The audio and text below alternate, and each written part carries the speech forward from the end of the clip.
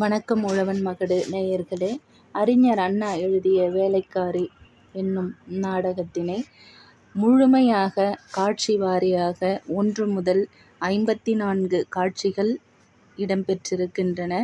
அதை கூடுமான வரைக்கும் 5 காட்சிகளாக பிரித்து போடலாம் என்று கருதுகின்றேன்.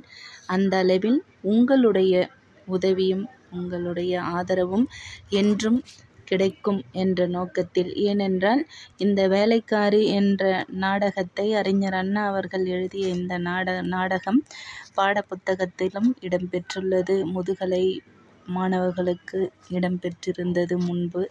அதனால் அதனை முழுமையாக சுவைக்கலாம் என்று ஒரு ஆசையில் அவாவில் நான் இதை காட்சிப்படுத்துகின்றேன். சொற்களாக கேட்டு மகிழுங்கள். ஏனெனில் கதை சுருக்கமாக மொத்தம் தொகுத்து கொடுத்திருப்பார்கள் நிறைய. அதுதான் நான் பார்த்த வரைக்கும் எனக்கு முழுமையாக பெரிய ஒரு புத்தகமாக கிடைத்தது. அதை நீங்களும் கேட்டு பயன்பெறுங்கள் என்ற எண்ணத்தில் என்ற நோக்கத்தில் நான் காட்சி வாரியாக கொடுக்கின்றேன். இதனை கேட்டு எனக்கு ஆதரவு நல்குவீர்கள் என்ற எண்ணத்தில் இந்த கதையினுடைய ஒட்டுமொத்த கருத்து என்ன என்றால், முதலாளி தொழிலாளி இந்த வர்க்கத்தினருக்கிடையே ஏற்படுகின்ற பெரிய போராட்டம், அவர்களினுடைய ஆதிக்கம், அதை எவ்வாறு முறியடித்து அவர்கள் சரிநிகர் சமானமாக ஓடப்பர் ஒப்பப்பர் எல்லாம் ஒன்றாக ஆகின்றார்கள் என்பதை காட்சி வாரியாக சுவைப்போம். இப்பொழுது முதல் 5 காட்சிகளை ஒரு தொகுதியாக ஒரு காணொளியில் பதிவு செய்கின்றேன். ஆதரவு தாருங்கள் உங்கள் உழவன் மகடுக்கு. வாருங்கள் போகலாம். காட்சி 1. காட்சி 1இல் கதாபாத்திரங்கள்: வேதாச்சல முதலியார், அவர் வட்டியூர் ஜமீன்தார். சரசா வேதாச்சல முதலியாரின் மகள். மூர்த்தி வேதாச்சல முதலியாரின் மகன். அமிர்தம் என்பவள் வேலைக்காரி. சொக்கன் வேலைக்காரன். முருகேசன் அமிர்தத்தின் தந்தை. சுந்தரம் பிள்ளை அவ்வூரில் வாழ்பவர். ஆனந்தன் சுந்தரம் பிள்ளையின் மகன். மணி ஆனந்தனின் நண்பன். இந்த கதாபாத்திரங்கள் தான் இந்த காட்சிகளில் வரப்போகின்றது. காட்சி 1. வேதாச்சல முதலியார் வீடு. இடம் வேதாச்சல முதலியார் வீடு. அந்த வீட்டில் இருப்போர் வேதாச்சல முதலியார், சொக்கன், அமிர்தம். வேதாச்சல முதலியார் பேசுகின்றார். காளி மகமாயி லோகமாதா, டேய் சொக்கா, கொண்டு வாடா தாயுமானவர, இது என்னடா பார்சல்? அதற்கு சொக்கன் சொல்றான், இதுங்களா நம்ம சரசம்மா மாதர் சங்கத்திலே டான்ஸ் ஆட போறாங்கல்ல. அதற்கு வேதாச்சல முதலியார், கதையை வளர்க்காதேடா, விஷயத்தை சொல்லு. சொக்கன் சொல்கின்றான், அதுதானுங்க, அந்த டான்ஸுக்கு வேண்டிய உடைகள் எல்லாம் தச்சு வந்திருக்குதுங்க. அதற்கு முதலியார் சொல்கின்றார், இவ்வளவுமா? சொக்கன் பேசுகின்றான், இன்னமும் ஒரு பார்சல் வரவேண்டியது இருக்குங்க.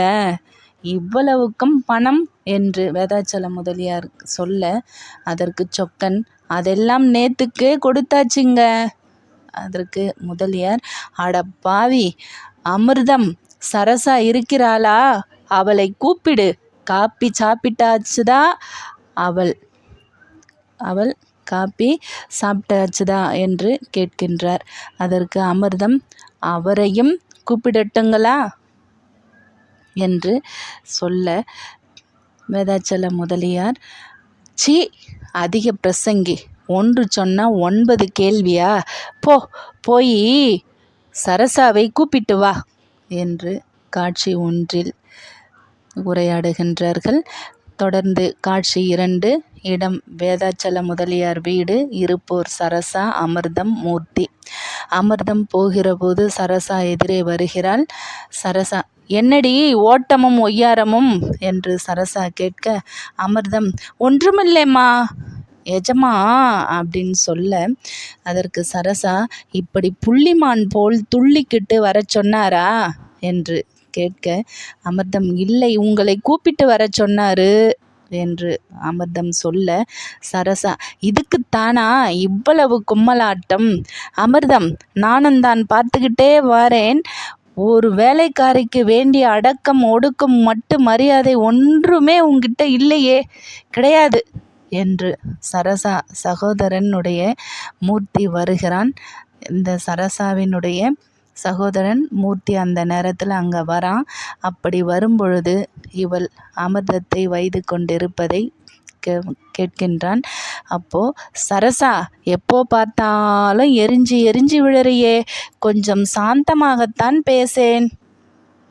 அதற்கு சரசா, ஆமாம், நான் எரிஞ்சு விழறேன். அதை அணைக்கிறதுக்கு இவர் வந்துட்டார், ஃபயர் இன்ஜினியர் என்று.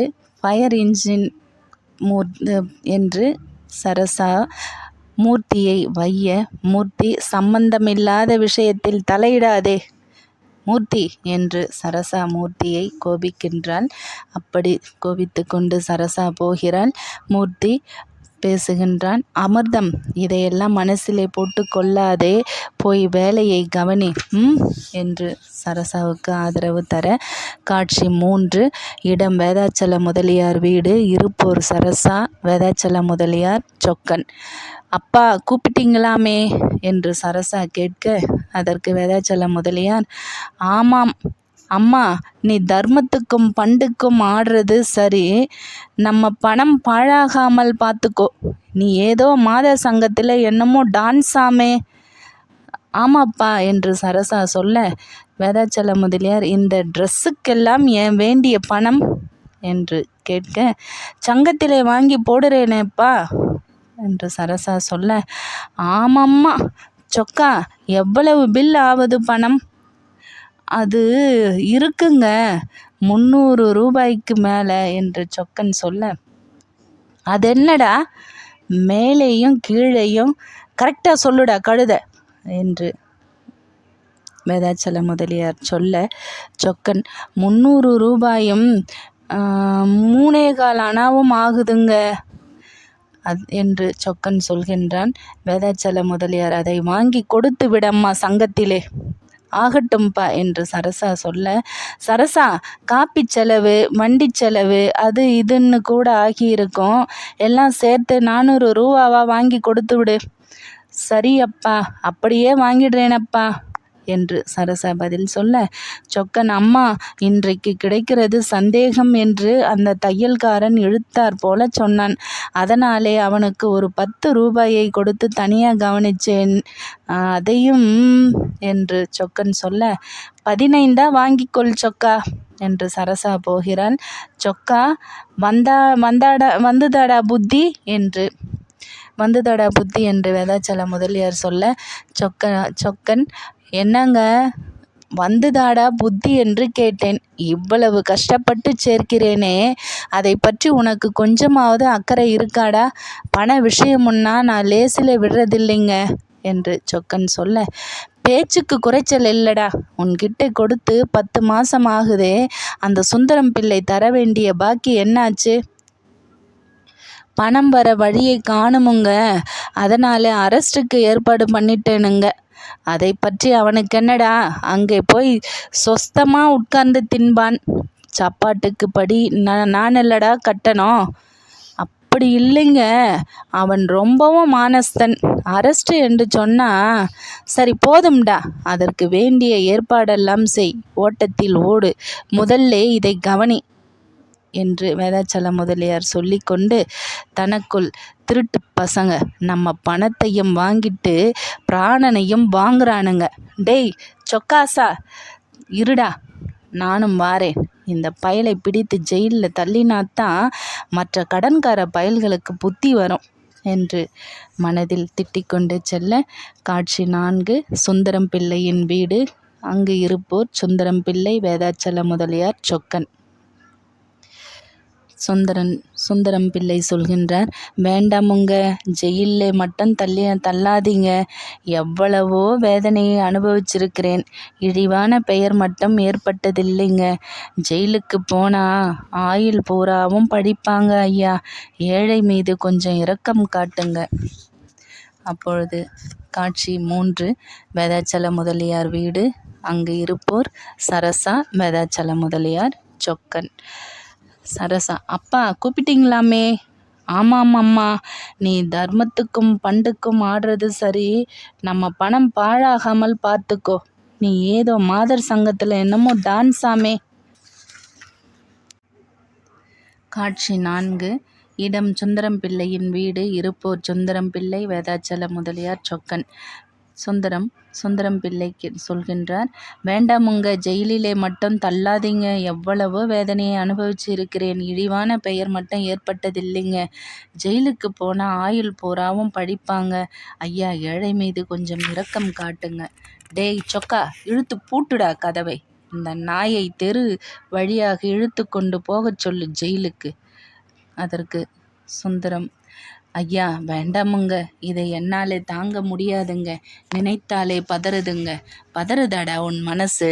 உன்னை போல திருட்டு பசங்க என் பணத்தை எடுத்து மோசம் செய்யும்போது மட்டும் என் மனசு குளிருதோ? போடா போக்கத்தவனே, குளத்திலே குட்டையிலே விழுந்து சாகிறது தானே.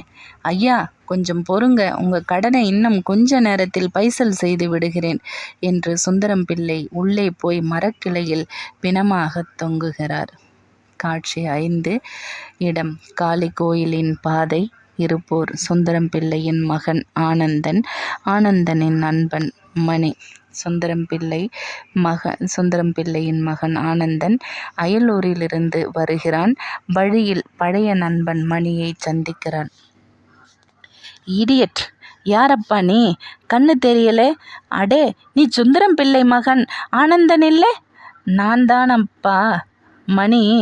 அடடா மணி, சௌக்கியமா? சௌக்கியமாய் இருக்கிறேன் என்று மணி பதில் சொல்ல, ஆனந்தன்: மணி, என்னை யாரும் அடையாளம் கண்டுகொள்ள முடியாதென்றில்லே நினைச்சேன். ஆமாப்பா, நான் கூட முதல்ல உன்னை பார்த்ததும் எவனோ ஒருத்தன் சாமிக்கு பிரார்த்தனை பண்ண போகிறவன் போல் இருக்கு என்று நினைத்தேன். பார்த்தால் நீ. ஆமாம் மணி, ஒரு வகையில் பிரார்த்தனை செலுத்தவன் போலத்தான் வந்திருக்கிறேன். எங்கள் அப்பாவை பார்த்து, மணி, எங்கள் அப்பா சௌக்கியமா இருக்காரா? அதற்கு மணி: சௌக்கியமா இருக்கிறார், வா போகலாம். ஆமாம், எவ்வளவு பணம் கொண்டு வந்திருக்கிறே? மணி: 200 ரூபாய் கொண்டு வந்திருக்கிறேன். அடப்பாவி, அயலூருக்கு போய் 200 ரூபாய் தான் கொண்டு வந்தாயா? உனக்கு கேலியாக இருக்கு மணி. தேயிலை தோட்டத்தில் இரவும் பகலும் கஷ்டப்பட்டு ஒரு வேளை சாப்பிட்டு மீட்டின பணமப்பா இது. இதை கொண்டு அப்பாவுக்கு ஒரு கடை கண்ணி வைத்து கொடுக்க வேண்டும் என்று ஆசையோடு வந்தேன். மணி, உனக்கு தெரியுமே, அப்பாவுக்கு தள்ளாத வயசு. அவர் எனக்காக எவ்வளவு கஷ்டப்பட்டவர் என்று ஆனந்தன் சொல்ல, எப்படியாவது வந்து சேர்ந்தாயே, அதுவே போதும். உங்கள் அப்பாவுக்கு உன்னை பார்த்தாலே போதும். இந்த 200 ரூபாயும் 2 லட்சம் என்று எண்ணி சந்தோஷப்படுவார். தடை என்ன மணி? தெருக்கோடியிலே எங்கள் அப்பா என்னை பார்த்ததும் வாடா ஆனந்தா என்பார். அழைப்பதை கேட்டதும் நான் இந்த 10 வருஷ காலம் கஷ்டப்பட்டதெல்லாம் பஞ்சா பறந்துவிடும் மணி. சரி போகலாம் என்று மணியும் ஆனந்தனும் போகலாம் என்று கிளம்புகின்றார்கள்.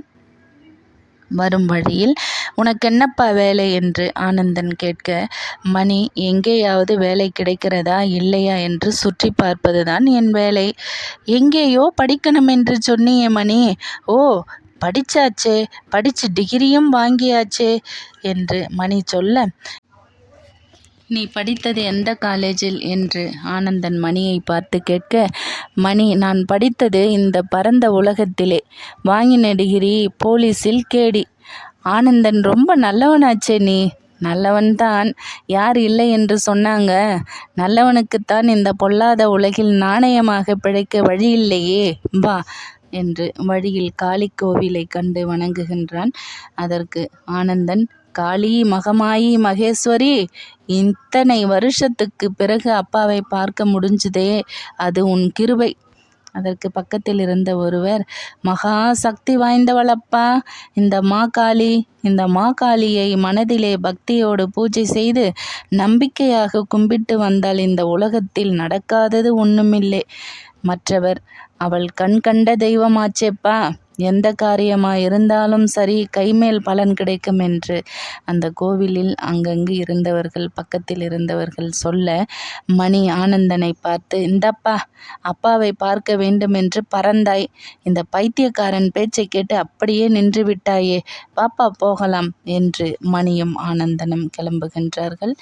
இதுவரை 5 காட்சிகள் தொடர்கின்றது. தொடர்ந்து கடப்பாட்டில் 6வது காட்சியிலிருந்து காண்போம், சுவைப்போம் என்று கூறி, இதற்கு ஆதரவு கொடுத்த, இத்தனைக்கும் ஆதரவு கொடுத்த நல் உள்ளங்களாகிய உங்கள் உழவன் மகடுவின் ஆதரவாளர்கள் அனைவருக்கும் நன்றியை கடப்பாடுடைய நன்றி